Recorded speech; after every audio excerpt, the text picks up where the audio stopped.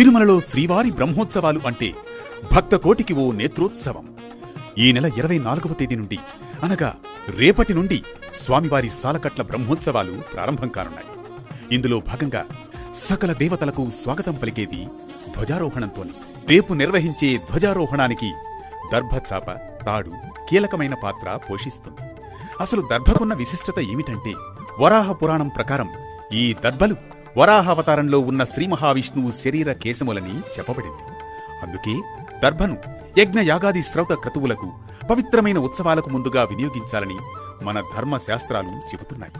అందులో భాగంగానే తిరుమల శ్రీవారికి నిర్వహించే బ్రహ్మోత్సవాలలో విష్ణు దర్భతో ధ్వజారోహణాన్ని వేద మంత్రాలు, మంగళ వాయిద్యాల మధ్య వైఖాన సాగమోక్తంగా నిర్వహిస్తారు.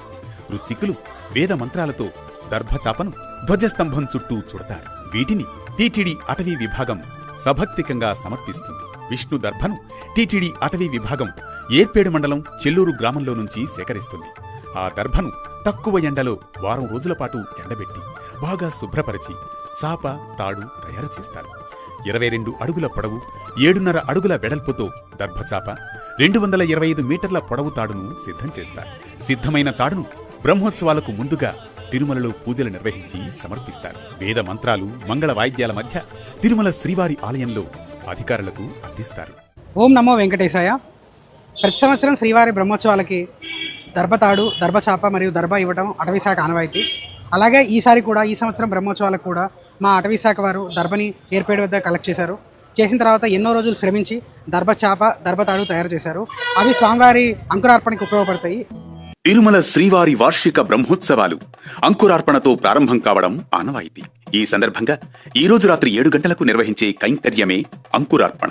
అంకురార్పణను ముఖ్యంగా యజ్ఞాలు, హోమాలు, కళ్యాణాలు, ఆలయ బ్రహ్మోత్సవాలు ప్రారంభమయ్యే ముందు చేయడం ఆనవాయితీ. తిరుమలలో శ్రీ వైష్ణవ సంప్రదాయం పాటించడం జరుగుతుంది. ఇందులో ప్రధాన భూమిక విశ్వక్సేనుల వారిదే. తిరుమల శ్రీవారి వార్షిక బ్రహ్మోత్సవాల సందర్భంగా ఆ ఏర్పాట్లను సైతం విశ్వక్సేనుల వారే పరిశీలన చేస్తారు. ఆయన విశిష్టతపై తిరుమల శ్రీవారి ఆలయ ప్రధానార్చకులు శ్రీ వేణుగోపాల దీక్షితులు ప్రత్యేకంగా వివరించారు. ఈ బ్రహ్మోత్సవాల్లో భాగంగా శ్రీ వైష్ణవ సాంప్రదాయంలో విశ్వక్సేనుల వారికి ప్రథమ పూజ కార్యక్రమాలన్నీ కూడా చేసుకోవడం అనేది వైష్ణవ సాంప్రదాయంలో ఉంది. స్వామివారి యొక్క సర్వసైన్యాధ్యక్షులైనటువంటి విశ్వక్సేనుల వారు స్వామివారి సైన్యాధ్యక్షులు.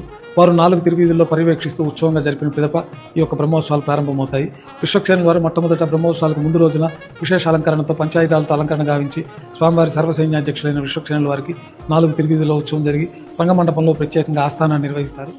ఇందులో భాగంగా మూకుళ్లలో మట్టిపోసి 9 రకాల ధాన్యాలను చల్లి జలాన్ని సమర్పిస్తారు. దీనిని ఆరంభం, శ్రీకారం, సమారంభం అని కూడా అంటారు. బంగారు బావతో గల పరివార దేవతల మండపంలో అంకురార్పణ కార్యక్రమం అనే వైదిక కార్యక్రమాన్ని ప్రతి ఉత్సవానికి ముందు నిర్వహించే సాంప్రదాయం వైగానస భగవత్ శాస్త్రంలో తెలుపబడి ఉన్నది.